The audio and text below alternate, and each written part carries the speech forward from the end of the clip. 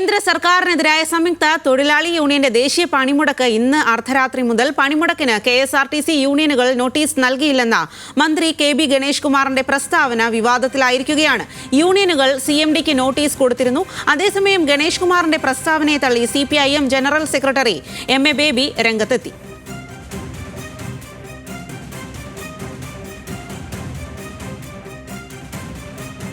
ഈ സമരം വിജയിക്കണം എന്നാണ് ആഹ്വാനം ചെയ്തിട്ടുള്ളത്.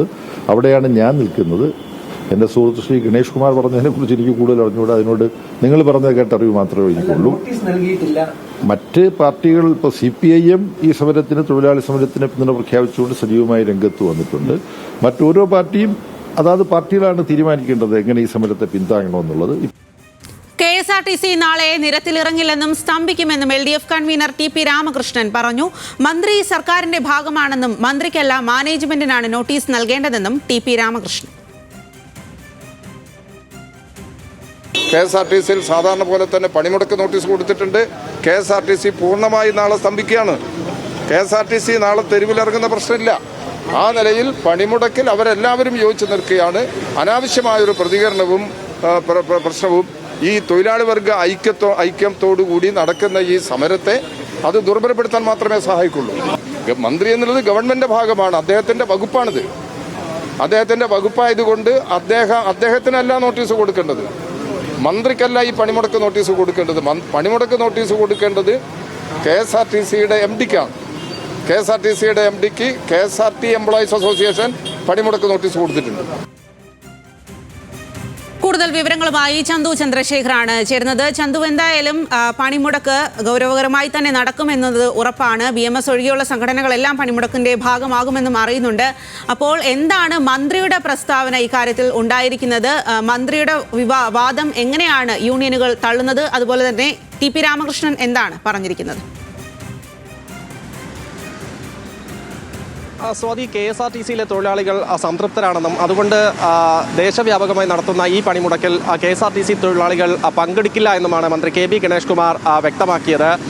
മാത്രമല്ല, ഈ തൊഴിലാളി സംഘടനകൾ ആരും തന്നെ, ട്രേഡ് യൂണിയനുകളൊന്നും തന്നെ പണിമുടക്കിൽ പങ്കെടുക്കുമെന്ന് ചൂണ്ടിക്കാട്ടി നോട്ടീസ് നൽകിയിട്ടില്ല എന്നും മന്ത്രി വ്യക്തമാക്കുകയുണ്ടായി. പക്ഷേ മന്ത്രിയുടെ വാദങ്ങൾ തെറ്റിച്ചുകൊണ്ട്, മന്ത്രിയുടെ പ്രസ്താവന തള്ളിക്കൊണ്ട് തൊഴിലാളി യൂണിയനുകൾ BMS ഒഴികെയുള്ള ട്രേഡ് യൂണിയനുകൾ CMDക്ക് നോട്ടീസ് നൽകി. അവർ നാളത്തെ ഈ പണിമുടക്കിൽ ഭാഗമാകുമെന്ന് ചൂണ്ടിക്കാട്ടിയാണ് നോട്ടീസ് നൽകിയിരിക്കുന്നത്. മന്ത്രി ഇവിടെ നടത്തിയ പ്രസ്താവനയെ പ്രധാനമായും CPM LDFും കൂടി തള്ളുന്ന സാഹചര്യമാണ് ഉണ്ടായത്. കാരണം കേന്ദ്ര സർക്കാരിന്റെ നയങ്ങൾ തെറ്റാണെന്നും ആ നയങ്ങൾക്കെതിരെ പ്രതിഷേധിച്ചുകൊണ്ടുമാണ് ദേശവ്യാപകമായ ഇത്തരത്തിൽ പണിമുടക്ക് സംഘടിപ്പിക്കുന്നത്. അതിൽ കൂടുതലും ഇടതുപക്ഷ തൊഴിലാളി യൂണിയനുകളുണ്ട്, മാത്രമല്ല കോൺഗ്രസ് അനുകൂല യൂണിയനുകളുണ്ട്. അപ്പോൾ മന്ത്രി തന്നെ ഇത്തരത്തിൽ ഈ സമരത്തെ തള്ളിപ്പറയുന്ന തരത്തിലേക്ക് ഈ ഒരു വിഭാഗം തൊഴിലാളികൾ പങ്കെടുക്കില്ല എന്ന് പറഞ്ഞത് സ്വാഭാവികമായും CPMനും LDFനും അതൃപ്തിയുണ്ട്. അതുതന്നെയാണ് M.A. ബേബിയും TP രാമകൃഷ്ണനും വ്യക്തമാക്കിയത്. മന്ത്രിക്ക് അങ്ങനെ പറയാൻ കഴിയില്ല. കാരണം നാളെ KSRTC പണിമുടക്കിൽ പൂർണ്ണമായും പങ്കെടുക്കും.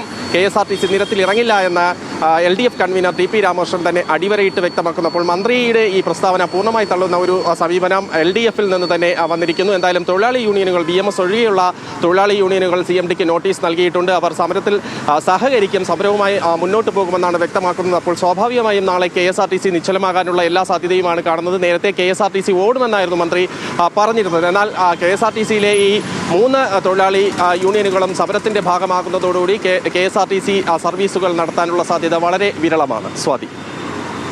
ശരി ചന്തു, എന്തായാലും നാളെ KSRTC ബസ്സുകൾ പണിമുടക്കുമെന്നുള്ളതാണ്. നിരത്തുകളിൽ ബസ്സുകൾ അധികം ഉണ്ടാവില്ല. BMS ഒഴികെയുള്ള സംഘടനകളെല്ലാം ഈ ഒരു പണിമുടക്കിന്റെ ഭാഗമാകുന്നു എന്നുള്ളതും ആണ്. മന്ത്രി കെ.ബി. ഗണേഷ് കുമാറിന്റെ പ്രസ്താവന വിവാദത്തിൽ ആയിരിക്കുകയുമാണ് ഈ ഒരു സമയത്ത്. ആ വിവരങ്ങളാണ് ചന്തു ചന്ദ്രശേഖർ നൽകിയത്.